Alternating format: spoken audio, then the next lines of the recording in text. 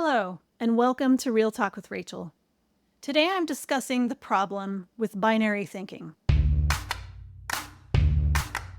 Binary thinking is a way of thinking that only sees in absolutes.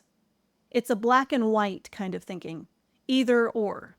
There are only two parts to everything, two ways to explain the world, good or evil, right or wrong. It's tempting to see the world in black and white. When we're kids, everything is either all good or all bad. The brain has a hard time thinking outside the binary.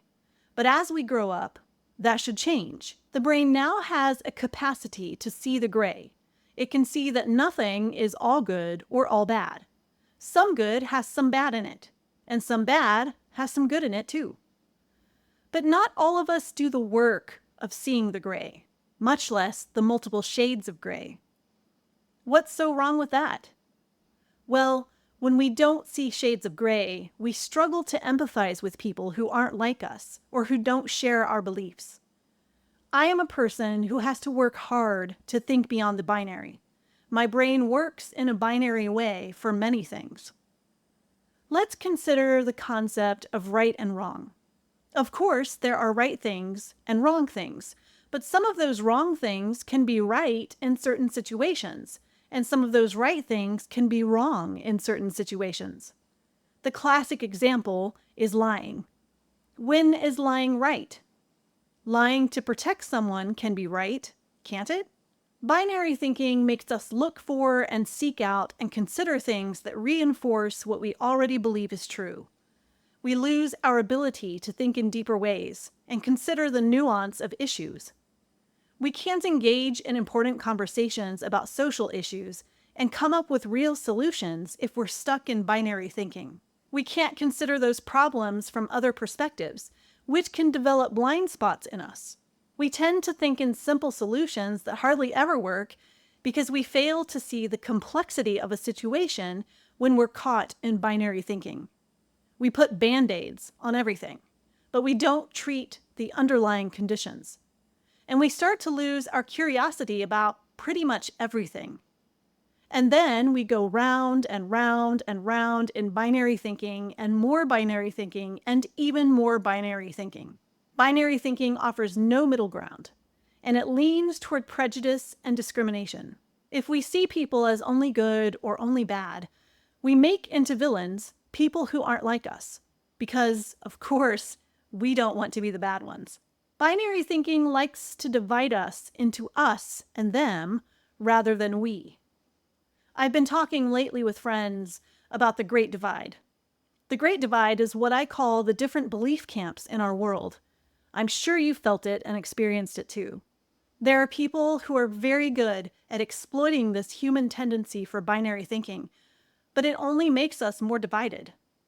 We should be bridging gaps, which is where healing and understanding grow. We might have to work incredibly hard to see the we, but it's how we begin to cross the divide. So, how do we recognize our own binary thinking?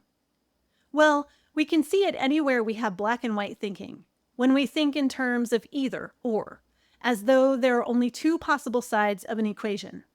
Something can be this or that, but nothing else. When we think in absolutes, if this is true, it's always true. If it's not, it's never true. How do we eliminate our own binary thinking? We question our assumptions and prejudices. We talk to people we don't know, or we read other perspectives, or we spend time with people who aren't like us. All of those things, ideally. We keep learning. We keep broadening our thinking. When we think we know everything, we can be in danger of binary thinking. To avoid binary thinking, we need to open our minds. Engage with our curiosity, practice compassion, try new things, ask questions, listen and listen and listen. Consider the possibility that just because someone else's truth is not ours, that doesn't make their truth untrue. And we need to be okay with not knowing everything. We need to acknowledge and embrace uncertainty. We need to walk in the gray. The more we know, the better we'll get at walking in the gray. It's scary to engage with that gray area that exists between the black and white, to consider that we might not know the answer. But here's what it really comes down to. There are as many perspectives on any particular situation as there are people in the world. We don't all think the same. The big questions of our day are not easily answered. The world and its people are incredibly complex. If we're not willing to see and engage with that complexity, we're not only missing out on the fullness of experience that life has to offer, but we might also be contributing to the problem. So let's keep our minds open and try to meet in the middle ground. Thanks for listening to my Real Talk.